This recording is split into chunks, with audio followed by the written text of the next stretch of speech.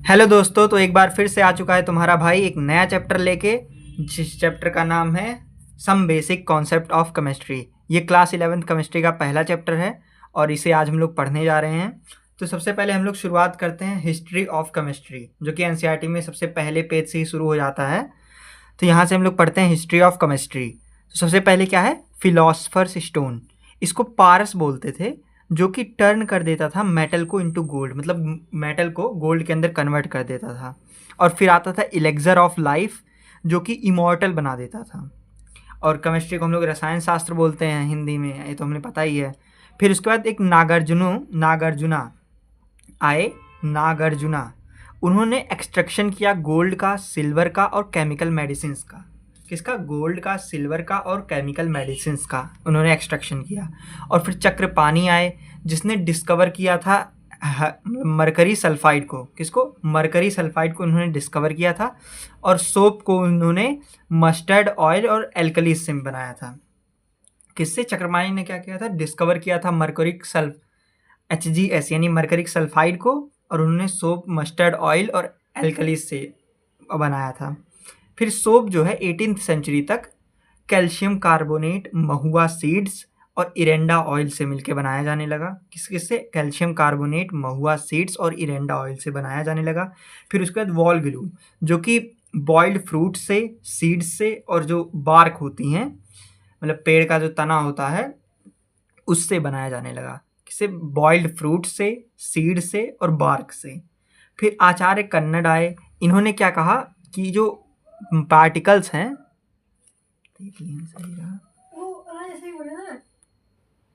तो उसके बाद आते हैं आचार्य कन्नड़, जो कि उन्होंने बताया कि मैटर जो होता है ना, वो स्मॉल पार्टिकल से मिलके बना होता है, जिसे हम लोग परमाणु कहते हैं। उस टाइम पे एटम्स कोई नाम था नहीं, तो इसलिए उन्होंने परमाणु कहा।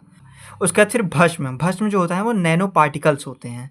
अब अगर हम लोग एक क्वेश्चन देखें तो अकॉर्डिंग टू चक्र Samhita, extreme reduction in metal size was a part of nano technology. मतलब मेटल के साइज को बहुत रिड्यूस कर देना नैनो टेक्नोलॉजी का पार्ट होता है। और एक और क्वेश्चन है कि जो बेकिंग ब्रिक्स और पॉटरी, ये कौन से सिविलाइजेशन से एसोसिएटेड है? तो वो हड़प्पन सिविलाइजेशन से एसोसिएटेड है। अब उसके बाद हम लोग अगर एप्लीकेशन देखें केमिस्ट्री में, कि मतलब क्या क्या केमिस्ट्री के एप्लीकेशंस होते हैं, तो फर्टिलाइजर्स के अंदर, क्योंकि हमें पता है कि फर्टिलाइजर्स में नाइट्रोजन, फास्फोरस और पोटेशियम एलिमेंट्स ज़्यादातर पाए जाते हैं। जैसे कि एग्जांपल अगर हम लोग देखें तो यूरिया का जो फार्मूला होता है वो NH2CONH2 होता है। फिर अमोनियम सल्फेट, जिसका फार्मूला होता है NH4 का होल ट्वाइस SO4। फिर पोटेशियम सोडियम नाइट्रेट, जो कि होता है NaNO3। अब हम लोग ग्रीन हाउस गैसेज देखें ना, तो ये दो ग्रीन हाउस गैसेज होती हैं, मीथेन और CO2। फिर अब सैनिटाइज़र देखते हैं। तो सैनिटाइज़र जो होता है, इसको कोविड में भी हम लोगों ने बहुत यूज़ किया। ये बना होता है आइसोप्रोपेनॉल और वाटर से। और फिर मेडिसिन अगर हम लोग देखें तो सिस्प्लैटिन और टेक्सॉल जो होता है ना, कैंसर के ट्रीटमेंट में हेल्प करता है। और जो सिस्प्लैटिन होता है उसको कोऑर्डिनेशन कंपाउंड, ऐसे जो कि हम लोग 12th में पढ़ते हैं, कोऑर्डिनेशन कंपाउंड्स नाम से टॉपिक है, तो उसमें हम लोग ये पढ़ेंगे, तो इसको अभी स्किप भी कर सकते हैं। फिर उसके बाद आता है AZT यानी एजिडोथाइमिडीन। ये ट्रीटमेंट ऑफ एड्स डिजीज़ होती है, जो कि वायरस के वजह से फैलती है, उसका ट्रीटमेंट में हेल्प करता है। कंप्लीट ट्रीटमेंट तो इसका है नहीं, लेकिन फिर भी मतलब कुछ हद तक ट्रीट करने के लिए इसको यूज़ किया जाता है। तो ये हमने एप्लीकेशंस देखे केमिस्ट्री में। और उसके बाद और भी एप्लीकेशंस हैं, जैसे कि उसके बाद एक है क्लोरोफ्लोरोकार्बन, जिसको इलेक्ट्रॉनिक डिवाइसेस में हम लोग यूज़ करते हैं। और ये हमारे लिए बहुत, मतलब हमारे हेल्थ के लिए और इन्वायरमेंट के लिए भी बहुत हार्मफुल होता है, क्योंकि इसके अंदर से ओजोन, मतलब क्लोरोफ्लोरोकार्बन गैस निकलती है, जो कि ओजोन लेयर को डिप्लीट कर देती है, जिससे सनरेज मतलब डायरेक्टली आना स्टार्ट हो जाएंगे, और जिससे हमें स्किन से रिलेटेड प्रॉब्लम्स आने लगेंगी। तो इसलिए इसका एक सेफ़र अल्टरनेटिव भी खोज लिया गया है, अब इसको क्लोरोफ्लोरोकार्बन से रिप्लेस कर दिया जाता है। अब उसका जाता है कंडक्टिंग पॉलीमर्स, जो कि एक इंडस्ट्रियल एप्लीकेशन होता है, इलेक्ट्रॉनिक्स के अंदर यूज़ करते हैं। तो अभी तक हमने क्या क्या पढ़ा? अगर हम लोग एक बार देखें इसको शॉर्टली में, जल्दी, तो हमने पढ़ा कि पहले तो हमने देखा कि वो हमारा फिलोसफर्स स्टोन था, फिलोसफर्स स्टोन, जिसे हम लोग पारस बोलते थे, जो कि टर्न कर देता था मेटल को इनटू गोल्ड। उसके बाद फिर था एलेक्जर ऑफ लाइफ, एलेक्जर जो कि इमोर्टल बना देता था, एलिक्सर ऑफ लाइफ। उसके बाद हमने नागार्जुना को देखा, नागार्जुना जो कि एक्सट्रैक्शन कर रहे थे गोल्ड सिल्वर का और मेडिसिन का, केमिकल मेडिसिन का। उसके बाद फिर आए थे चक्रपाणी, जिन्होंने डिस्कवरी की थी HGS यानी मर्क्यूरिक सल्फाइड की। और उसके बाद इन्होंने सोप किससे बनाया था, हमारे पास था मस्टर्ड ऑयल प्लस एल्कलीज। उसके बाद फिर आते हैं हमारे पास आचार्य कन्नड़, जिन्होंने बताया कि जो मैटर होता है ना वो स्मॉल पार्टिकल से मिलके बना होता है, जिसे हम लोग कहते हैं परमाणु। उसके बाद 18th सेंचुरी में जो सोप था ना उसको किससे बनाया जा रहा था, बताओ बताओ। सोप को कैल्शियम कार्बोनेट से प्लस महुआ सीड्स प्लस इरेंडा ऑयल,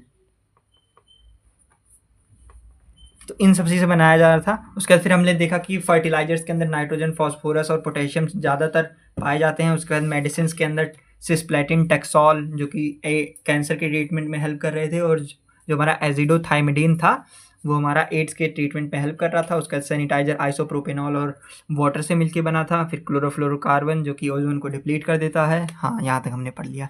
अब इसके बाद हम लोग देखते हैं मैटर। अब मैटर क्या होता है, anything that has mass and occupy space, मतलब जिसके पास भी मास होता है और वो कोई भी स्पेस ऑक्यूपाई करता है ना, उसे हम लोग मैटर बोलते हैं। जैसे कि दिल, तो दिल हार्ट मतलब एक मास ऑक्यूपाई, स्पेस ऑक्यूपाई करता है हमारा, तो इसलिए ये है। दिमाग यानी ब्रेन भी स्पेस ऑक्यूपाई करता है, मतलब ये भी मैटर है।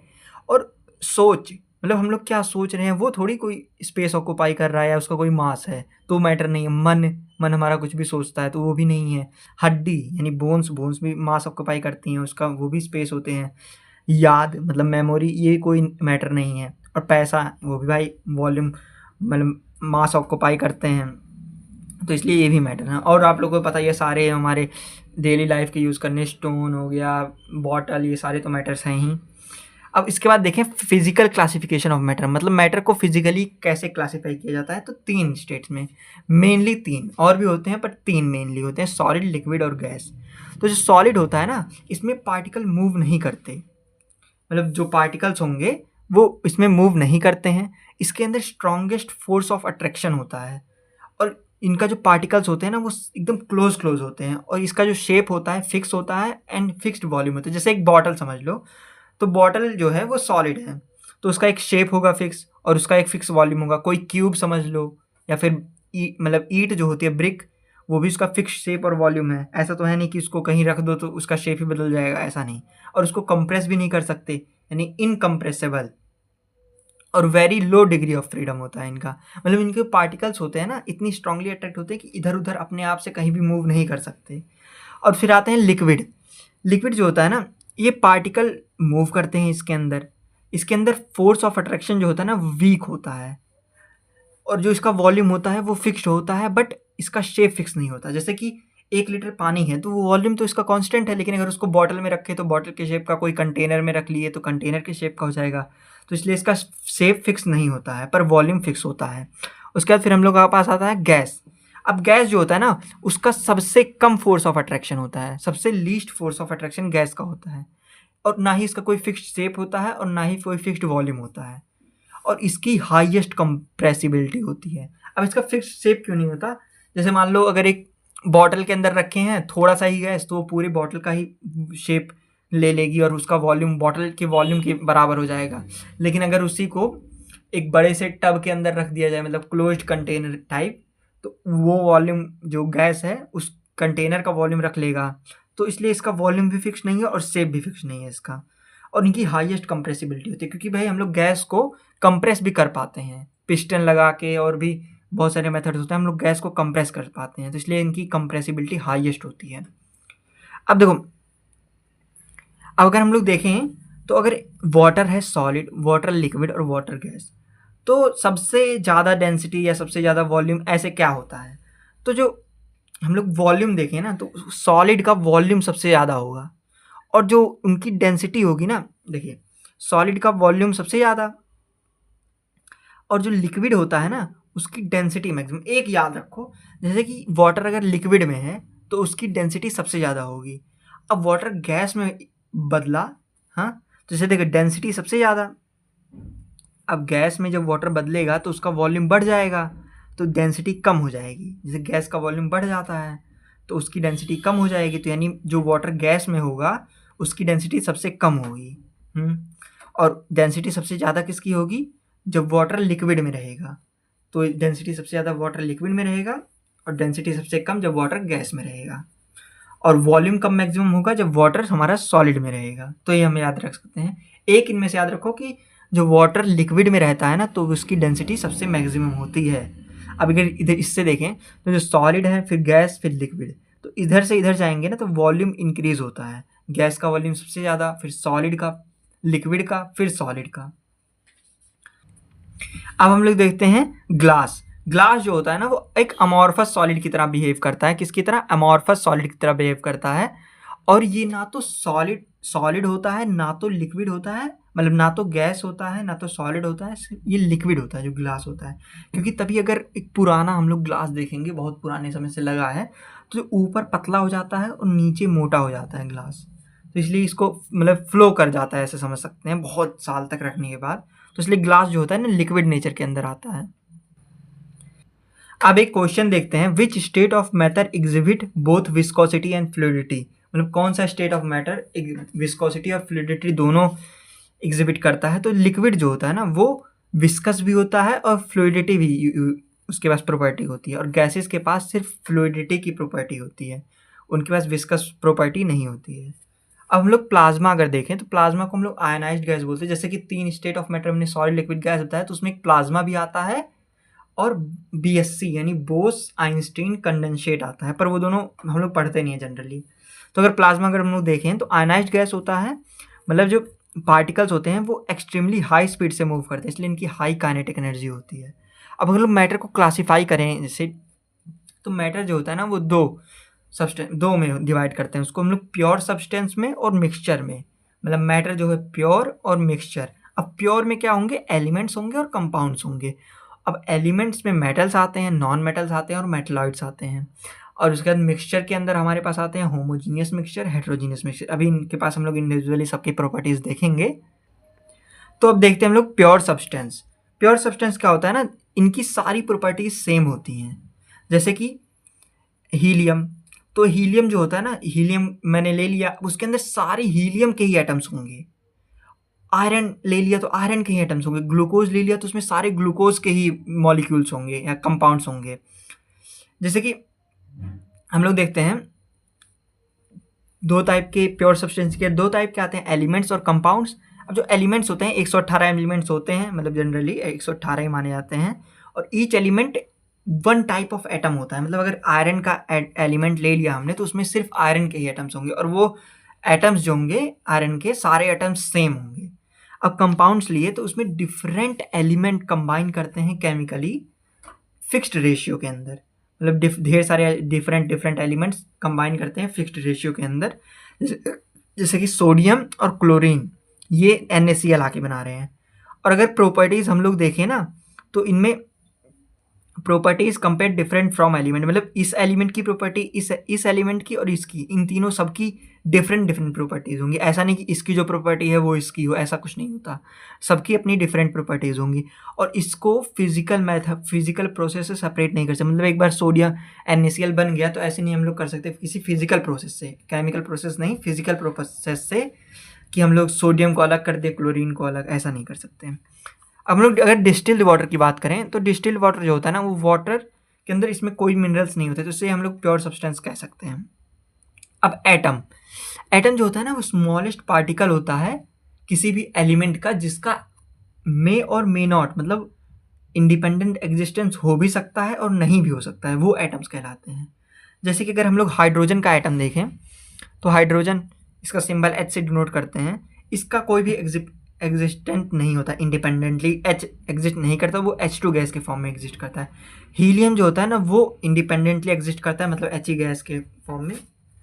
और जो सल्फर है वो इंडिविजुअली नहीं करता, एसिड बनाता है, फॉस्फोरस P4 बनाता है, नाइट्रोजन N2 गैस बनाता है, ऑक्सीजन O2 बनाता है, क्लोरीन Cl2 बनाता है।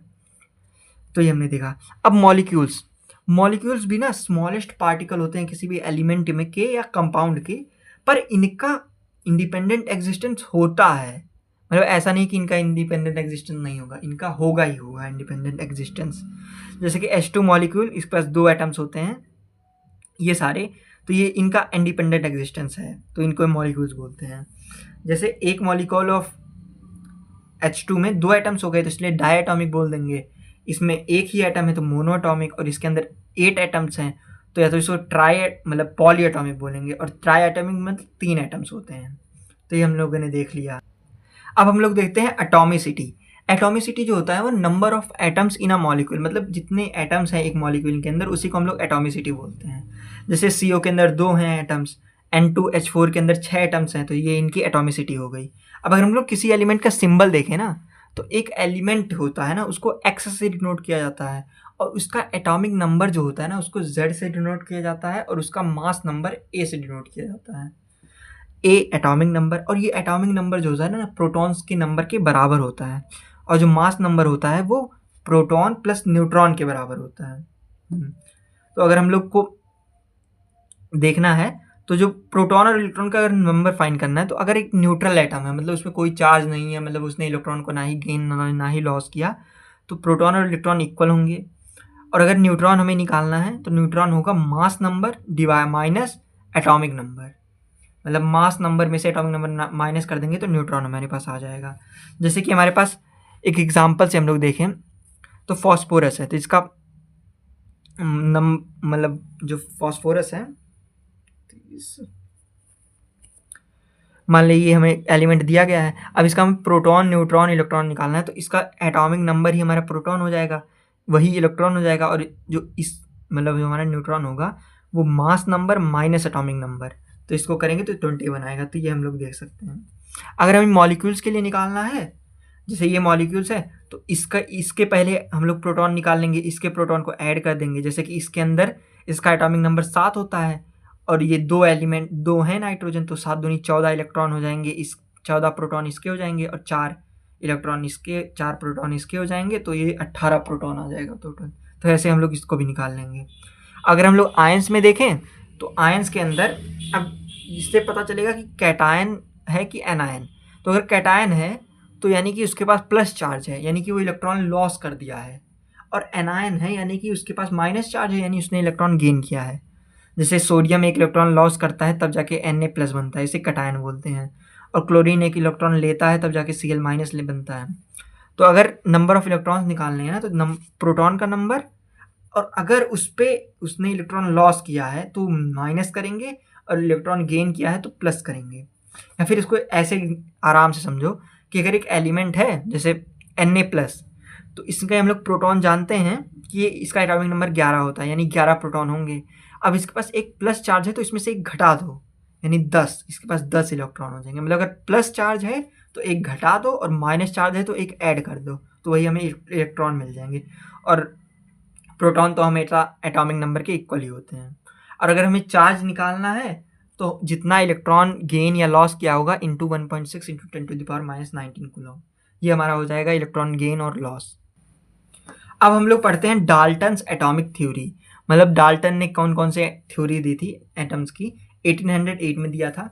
इन्होंने बताया कि मैटर जो होता है ना वो स्मॉल इनविजिबल पार्टिकल, डिविजिबल भी नहीं होता है उन्होंने बताया था, पर देखो मैटर जो होता है ना स्मॉल इनविजिबल पार्टिकल से मिलकर बना होता है जिसे एटम्स बोलते हैं। और इन्होंने बताया था कि इसको फिर फर्दर डिवाइड नहीं किया जा सकता।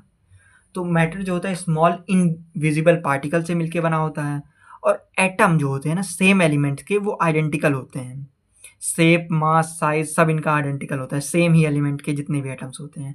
और डिफरेंट एलिमेंट्स के एटम का डिफरेंट मास साइज सेम, मतलब डिफरेंट साइज शेप मास सब अलग होता है, और उनकी केमिकल प्रॉपर्टीज भी अलग होती है, इन्होंने ये बताया। फिर एटम्स ऑफ सेम और डिफरेंट एलिमेंट कंबाइन करते हैं कंपाउंड्स बनाने के लिए, इन्होंने ये भी बताया। और एटम कंबाइन कैसे करते हैं, होल नंबर रेशियो के अंदर टू फॉर्म कंपाउंड। जैसे CO2 कार्बन डाइऑक्साइड बनाना है तो एक कार्बन और 2 ऑक्सीजन कंबाइन करेंगे तो होल नंबर रेशियो में, ऐसा नहीं कि कार्बन 0.5 किया और ऑक्सीजन 0.4 किया, ऐसा फ्रैक्शन में नहीं, होल नंबर में कंबाइन करते हैं। और एटम्स को ना ही क्रिएट किया जा सकता है और ना ही डिस्ट्रॉय किया जा सकता है। और atom of different element combine in different ratio two form one और मोर एनिमे, मतलब डिफरेंट एलिमेंट्स डिफरेंट रेशियो में कंबाइन करके एक से ज़्यादा कंपाउंड्स बनाते हैं। जैसे कि सी और कार्बन और ऑक्सीजन मिलके CO भी बनाते हैं, CO2 भी बनाते हैं, ऐसे इस तरह कर सकते हैं। और एटम जो होता है सबसे स्मॉलेस्ट होता है, जो कि केमिकल रिएक्शन के अंदर पार्ट लेता है। तो हमने डार्टर की एटॉमिक थ्योरी पढ़ी। अगर हम लोग इसके रिवाइज करें तो उन्होंने सबसे पहले कहा था कि वो इनविजिबल पार्टिकल से मिलकर बना है, जिसे एटम्स बोलते हैं। जब मैं रिवाइज कर रहा हूँ तो मेरे साथ साथ आप भी बोला करें। उसके बाद फिर सेम एलिमेंट के एटम आइडेंटिकल होते हैं, डिफरेंट एलिमेंट्स के एटम डिफरेंट प्रॉपर्टीज़ होती हैं। उसके बाद एटम जो होते हैं कंबाइन करते हैं कंपाउंड्स बनाने के लिए, एटम होल नंबर रेशियो के अंदर कंबाइन करते हैं, और इनको ना ही डिस्ट्रॉय किया जा सकता है ना ही क्रिएट किया जा सकता है। और डिफरेंट रेशियो के अंदर डिफरेंट एलिमेंट्स कंबाइन करके बहुत सारे कंपाउंड्स बनाते हैं। और एटम सबसे स्मॉलेस्ट होता है जो कि किसी केमिकल रिएक्शन के अंदर पार्टिसिपेट करता है। तो यहाँ तक हमने देख लिया। अब अगर हम लोग लिमिटेशन की बात करें डाल्टन्स एटॉमिक थ्योरी की, तो ये एक्सप्लेन नहीं कर पाए थे कि कैसे एलिमेंट्स कंबाइन करते हैं, और इन्होंने कोई एटॉमिक वेट का भी कॉन्सेप्ट नहीं दिया था कि क्या कैसे एटॉमिक वेट निकालते हैं एलिमेंट्स का वगैरह वगैरह। तो हमने देखा। और इन्होंने gaseous law of gaseous volume को भी नहीं एक्सप्लेन किया था। ये हमारा क्वेश्चन आया था नीट 2025 में, ये लॉ ऑफ गैसियस वॉल्यूम को एक्सप्लेन नहीं करता था। अब एक और लाइन है एनसीईआरटी के सबसे पहले पेज पे, मतलब डेफिनेशन दी है, who defined chemistry as a science of molecules and their transformation. तो उससे एक क्वेश्चन बनाया गया है, तो उनका नाम था रॉल्ड हॉफमैन। तो ये हम याद रख सकते हैं। फिर आते हैं हमारे पास मिक्सचर्स। अब मिक्सचर में वेरिएबल कंपोजिशन होता है। अब इसके अंदर क्या होता है, दो से ज़्यादा कंपाउंड किसी भी रेशियो के अंदर, मतलब ऐसे फिक्स्ड रेशियो नहीं होता, किसी भी रेशियो के अंदर कंबाइन करते हैं। और इनको सेपरेट किया जा सकता है फिजिकल मेथड से भी, मतलब जो प्योर सब्सटेंस है, जैसे कोई कंपाउंड बन जा रहा था जब, तो उसको फिजिकल प्रोसेस से नहीं किया जा सकता था, पर इसको फिजिकल प्रोसेस से कर पा रहे थे। तो भाई फिजिकल से अगर कर ले रहे हैं तो केमिकल से तो कर ही लेंगे। तो इनको दोनों मेथड से सेपरेट किया जा सकता है। जैसे यूनिफॉर्म मिक्सचर का होता है, होमोजीनियस मिक्सचर क्या होता है, इनका यूनिफॉर्म कंपोजिशन होता है। जैसे सॉल्ट और वाटर, तो अगर सॉल्ट और वाटर को मिला दोगे तो ये थोड़ी है कि नीचे सॉल्ट ज़्यादा होगा ऊपर सॉल्ट कम होगा, पूरे में एकदम अच्छे से होगा। स्टील और ब्रास का एलॉय भी हम लोग होमोजीनियस मिक्सचर के अंदर रख सकते हैं। फिर हेट्रोजीनियस मिक्सचर, इनमें यूनिफॉर्म नहीं होता कंपोजिशन। जैसे कि सैंड और वाटर, सैंड नीचे बैठ जाएगा वाटर ऊपर आ जाएगा, तो ये भी नहीं होता। मडी वाटर, ब्लड और स्मोक, ये सब भी हेट्रोजीनियस मिक्सचर के अंदर आते हैं हमारे। अब हम लोग मास देखें अगर सब एटॉमिक पार्टिकल्स का, तो उसमें प्रोटॉन होता है 1.6 × 10⁻27 kg, न्यूट्रॉन होता है 1.67 × 10⁻27 kg, और इलेक्ट्रॉन जो होता है 9.1 × 10⁻31। इलेक्ट्रॉन का मास बहुत कम होता है प्रोटॉन और न्यूट्रॉन के कंपैरिजन में, इसलिए एटम का मास हम लोग डायरेक्टली मास ऑफ प्रोटॉन और मास ऑफ न्यूट्रॉन ही लिख देते हैं, एटम के मास इलेक्ट्रॉन के मास को कंसीडर नहीं करते हैं। और जो न्यूक्लियॉन्स होता है ना, वो नंबर ऑफ प्रोटॉन और नंबर ऑफ इलेक्ट्रॉन के इक्वल होता है। नहीं, न्यूक्लियॉन्स जो होता है ना, नंबर ऑफ प्रोटॉन और नंबर ऑफ न्यूट्रॉन के इक्वल होता है। और मास ऑफ प्रोटॉन को ही हम लोग 1 AMU लिख सकते हैं, एटॉमिक मास यूनिट। एटम का मास जो होता है ना, वो 1 AMU, और नंबर ऑफ न्यूक्लियन, मतलब कितने उसके पास न्यूक्लियॉन्स हैं। और 1 AMU को हम लोग 1.67 × 10⁻27 kg, या फिर अगर इसको ग्राम में करना है तो 1.67 × 10⁻24 ग्राम हो जाएगा। जैसे अगर हमें ऑक्सीजन का एक एटम का मास लिखना है तो 16 AU, इसका 14, ऐसे ऐसे। अब AMU को हम लोग देखें ना, तो मास नंबर इन ग्राम, तो अगर हम मास नंबर को ग्राम के अंदर लिखते हैं तो हम लोग का ग्राम मॉलिक्यूलर मास हो जाता है, ग्राम एटॉमिक मास। अगर कोई एटम है और कोई मॉलिक्यूल है तो ग्राम मॉलिक्यूलर मास, जो कि हम आगे पढ़ेंगे। एवोगाड्रो नंबर जो होता है ना, उसे हम लोग Na से डिनोट करते हैं, और इसके अंदर 6.022 × 10⁻23 एटम्स होते हैं। मतलब कुछ भी होते हैं, एटम्स ही नहीं, मतलब जैसे 1 दर्जन में 12 होते हैं। अब क्या होते हैं, जो 1 दर्जन अगर केले हैं तो 12 केले, तो ऐसे ही Na का मतलब होता है इतने। अब इन Na एटम्स तो इतने एटम्स, Na मॉलिक्यूल तो इतने मॉलिक्यूल, ये हो गया हमारे पास। अब Na जो होता है ना, मतलब Na एटम जो होते हैं C12 कार्बन के, उनका मास 12 ग्राम होता है, और एक एटम ऑफ C12 का 12/Na ग्राम होता है। इससे हम लोग mass of 1/12 of 1 atom of carbon देखते हैं अगर ना, तो हमारा 1 AMU के इक्वल आता है। और अगर हम 1 AMU को 1 U भी लिख सकते हैं, 1 डाल्टन भी लिख सकते हैं, 1 NA 1/NA भी लिख सकते हैं, जो कि होता है 1.67 - 24 ग्राम। और 1 AMU को mass of 1/12 of 1 atom of C12 carbon बोलते हैं। तो ये हमारे पास हमारा इतना आ गया है। अब एब्सोल्यूट मास जो होता है ना, एब्सोल्यूट एटॉमिक मास, ये एक्चुअल मास होता है एक एटम का। जैसे इस हीलियम 4 का एक्चुअल मास होता है 4 AMU, तो ये एक्चुअल मास है हीलियम एटम का। और अगर हमें नंबर ऑफ एटम फाइंड करने हैं, तो जैसे 12 AMU हीलियम है, तो हीलियम के एक एटम का मास 4 AMU होता है, तो 4 को 12 से डिवाइड कर देंगे तो 3 एटम्स हमारे पास आ जाएंगे। उसके बाद हम लोग देखते हैं relative atomic mass. Relative atomic mass जो होता है ना, वो रिलेटिव मास होता है एक एटम का। जैसे एब्सोल्यूट मास एक एटम का अपॉन में mass of 1/12 of 1 atom of C12, इसी को हम लोग तो एक AMU बोल रहे थे। तो एब्सोल्यूट मास यानी हीलियम मान लिए, तो हीलियम का एब्सोल्यूट मास 4 AMU हो गया, और 1 mass of 1/12 of 1 carbon of C12 atom का मास 1 AMU होता है, तो इसको करें तो इसका 4 आ जाएगा। इसकी यूनिट नहीं रखते, मतलब ऐसे हम लोग समझ सकते हैं कि जो रिलेटिव एटॉमिक मास होता है ना, वो कुछ नहीं बल्कि नंबर ऑफ न्यूक्लियॉन्स का टोटल होता है। इसके अंदर 4 न्यूक्लियॉन्स होते हैं तो 4 रख दिए, इसके अंदर 16 न्यूक्लियॉन्स होते हैं तो 16 रख दिए। तो ये हम लोग रख सकते हैं। और उसके बाद हम लोग के पास आता है ग्राम एटॉमिक मास जो होता है ना, वो एब्सोल्यूट मास होता है। तो हम लोग ने एब्सोल्यूट एटॉमिक मास देख लिया, रिलेटिव एटॉमिक मास देख लिया, अब हम लोग ग्राम एटॉमिक मास देखते हैं।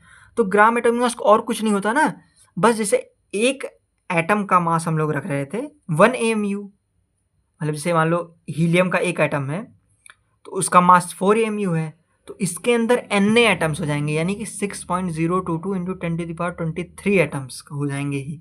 तो उसका ग्राम हो जाएगा, वो हो जाएगा 4 ग्राम के अंदर। मतलब कुछ नहीं, यू की जगह ग्राम इसमें लिख देना है। और वो कितने एटम्स, यू एक एटम्स के लिए डिनोट कर रहे थे, तो इसमें जो ग्राम होगा वो Na एटम्स के लिए हो जाएगा। तो हमने यहाँ तक देख लिया। जैसे कि अगर हम लोग ग्राम, जैसे हीलियम है, इसका ग्राम एटॉमिक मास देखना है तो 4 ग्राम। अगर 14, इसका 14 AMU रिलेटिव एटॉमिक मास था, मतलब एवरेज एब्सोल्यूट एटॉमिक मास था 14 AMU, तो ग्राम एटॉमिक मास 14 ग्राम हो जाएगा। 27 AMU atomic absolute atomic mass था, तो इसका 27 ग्राम हो जाएगा। और इसके अंदर कितने एटम्स होंगे, Na एटम्स, इसमें भी Na एटम्स, इसमें भी Na एटम्स। तो हमने देखा। अब अगर ग्राम मॉलिक्यूलर मास और gram absolute molecular mass, relative molecular mass, gram molecular mass, तो ये मॉलिक्यूल्स के लिए, जैसे हम लोग अभी एटम्स के लिए देख रहे थे, अब मॉलिक्यूल्स के लिए, जैसे N2 का एब्सोल्यूट मास 28 U आ जाएगा, इसका 28 आ जाएगा, क्योंकि इसमें यूनिट लिखते नहीं हम लोग, इसका 28 ग्राम हो जाएगा। मतलब ऐसे समझो कि एब्सोल्यूट एटॉमिक मास में हम लोग यूनिट AMU या U या डाल्टन लिख देते हैं, पर रिलेटिव एटॉमिक मास में हम लोग यूनिट नहीं लिखते। और उसके बाद जो हमारा ग्राम मॉलिक्यूलर मास होगा, उसमें हम लोग यूनिट की जगह ग्राम लिखते हैं, मतलब यूनिट को हम लोग ग्राम में लिखते हैं। और एटम्स, इसके अंदर भी एक एटम होता है उस एलिमेंट का, इसके अंदर भी एक एटम के लिए ही वो डिफाइंड होता है, और इसके लिए इसके अंदर Na एटम्स हो जाते हैं। तो ये हम लोग याद रखिए। उसके बाद हम लोग का आता है एब्सोल्यूट फार्मूला मास, जिसे AFM से डिनोट करते हैं। ये आयंस के लिए हम लोग निकालते हैं, जैसे कि SO4 के आयन के एब्सोल्यूट मास ऑफ एक एटम जो होगा, वो सल्फर का 32 और 16 4 या 64 यानी 96 ये हो जाएगा। और रिलेटिव फार्मूला मास ये 96 हो जाएगा सिर्फ, और ग्राम फार्मूला मास 96 ग्राम हो जाएगा। ये Na एटम्स के लिए होगा। तो मतलब ऐसा कुछ नहीं है, एब्सोल्यूट एटॉमिक मास एक एटम के लिए, एब्सोल्यूट मॉलिक्यूलर मास मॉलिक्यूल्स के लिए, और एब्सोल्यूट फार्मूला मास आयंस के लिए होता है। तो ये हम लोग यहाँ तक देख चुके हैं। अब अगर हम लोग देखें तो Na और Na प्लस के सेम एटम होते हैं, सेम मास होता है, सही है, क्योंकि इलेक्ट्रॉन इतना हल्का होता है कि हम लोग नेग्लिजिबल कर लेते हैं, उसका होना ना होना एक ही बात है। अब एक फॉर्मूला एकदम इम्पॉर्टेंट है कि रिलेटिव एटॉमिक मास या रिलेटिव मॉलिक्यूलर मास या रिलेटिव फार्मूला मास का पर क्या इफेक्ट पड़ेगा अगर हम लोग एक AMU की डेफिनेशन को चेंज कर दें। मतलब 1 AMU की डेफिनेशन क्या थी, 1 atom 1 mass of 1/12 of 1 atom of C12 carbon. तो ये थी हमारी 1 AMU की डेफिनेशन। पर अगर हम लोग इसको 1x कर दें, मतलब 1/12 था तो हम लोग 1x कर दें एक एटम ऑफ C12 का, तो यहाँ पे अब क्या होगा, तो जो पहले जो मतलब रिलेटिव एटॉमिक मास जो पहले आ रहा था वो हम लोग रखेंगे इनटू कितने से, मतलब चेंज कितने से किया। जैसे 12th था तो 6th अगर कर दिए तो 1/6 ऑफ 1 एटम ऑफ C12, तो यहाँ पे 6 रखेंगे और बटे में 12 रखेंगे, तो हमारे पास नया रिलेटिव एटॉमिक मास आ जाएगा। तो क्या फॉर्मूला है, A डैश बराबर A इंटू x/12। तो ये हम लोग याद रखिए। अब इसके पास देखते हैं क्वेश्चन। जैसे न्यू रिलेटिव एटॉमिक मास बताना है, अगर एक mu को 1/48 ऑफ 1 एटम ऑफ C12 कर दिए, तो A डैश बराबर A इंटू x/12 फॉर्मूला था।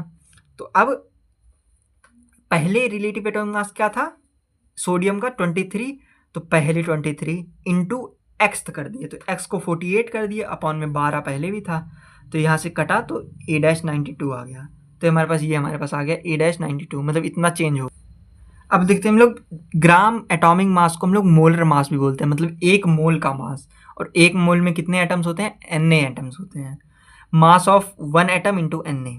इफ Na इज चेंज्ड, हाँ, तो GAM चेंज हो जाएगा, GMM चेंज हो जाएगा, और GFM मतलब ग्राम एटॉमिक मास, ग्राम molecular mass, gram formula mass change हो जाएगा।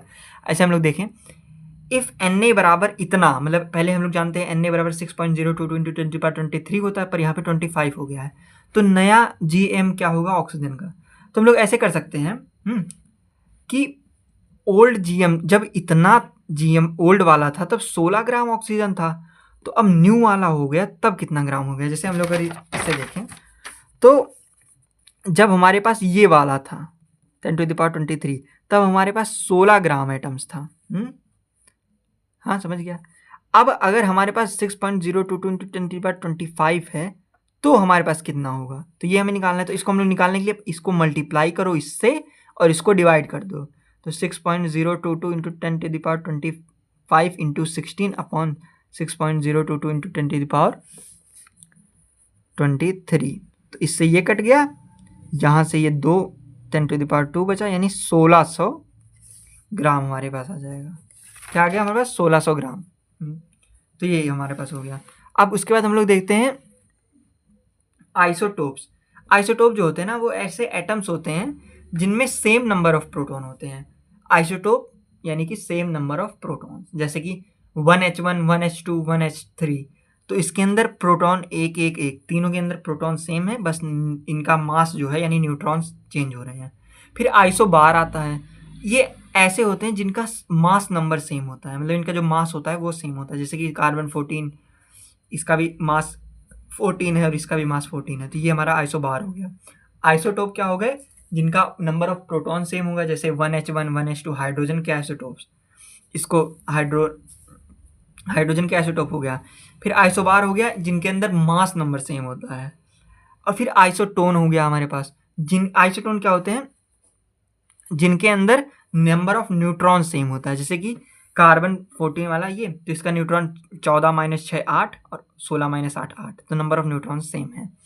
तो ये हो गया हमारे पास। फिर आइसोडायफर्स, यानी सेम डिफरेंस ऑफ प्रोटॉन और न्यूट्रॉन, इनके अंदर जो प्रोटॉन और न्यूट्रॉन का डिफरेंस होता है ना, वो सेम होता है। जैसे कि मतलब अगर इसके अंदर हम लोग प्रोटॉन देखें तो प्रोटॉन 90 है, और न्यूट्रॉन जो है वो 230 - 90। तो यानी अगर इसको हम लोग फॉर्मूला से अगर देखें तो A - 2Z, यानी A माने मास और Z माने नंबर ऑफ प्रोटॉन्स, तो ये फॉर्मूला लगा सकते हैं, या फिर प्रोटॉन और न्यूट्रॉन निकाल दो, फिर उनका डिफरेंस कर दो, वही सेम आना चाहिए, तो वो आइसोडायफर्स होंगे। और आइसो इलेक्ट्रॉनिक कौन होते हैं, ऐसी स्पीसीज जिनके नंबर ऑफ इलेक्ट्रॉन सेम होते हैं। जैसे कि एल्युमिनियम 3+ में भी 10 इलेक्ट्रॉन है, इसके अंदर भी 10 हैं, इसके अंदर भी 10, इसके सारे में 10 इलेक्ट्रॉन्स हैं। तो अभी तक हमने पढ़ा कि एक बार हम लोग देखें अगर, तो आइसोटॉप जो था ना, आइसोटॉप्स, हाँ, इनमें नंबर ऑफ प्रोटॉन सेम होता है, नंबर ऑफ प्रोटॉन सेम होता है। आइसोबार, हाँ, इसके अंदर number of mass number same होता है। फिर आइसोटोन्स, इसके अंदर नंबर ऑफ न्यूट्रॉन सेम होता है। फिर आइसोडायफर्स, इसके अंदर प्रोटॉन माइनस न्यूट्रॉन का जो डिफरेंस होता है वो सेम होता है। फिर आइसो इलेक्ट्रॉनिक स्पीसीज, इसके अंदर इलेक्ट्रॉन का नंबर सेम होता है। इसका एग्जांपल था हाइड्रोजन की आइसोटोप्स, इसमें हम लोग रख सकते हैं कोई भी जिनका मास नंबर सेम हो, तो ऐसे हम लोग ये रख सकते हैं। सो आई होप आप लोगों को वीडियो अच्छा लगा होगा। आज के लिए इतना ही। अब हम लोग नेक्स्ट वीडियो में मिलते हैं और इसका पार्ट 2 आएगा, जिसके अंदर होगा एवरेज एटॉमिक मास से हम लोग शुरू करेंगे, जिसके अंदर बहुत नए नए फॉर्मूले क्वेश्चंस हम लोग देखेंगे और बहुत मज़ा आने वाला है। तो तब तक के लिए ओके बाय।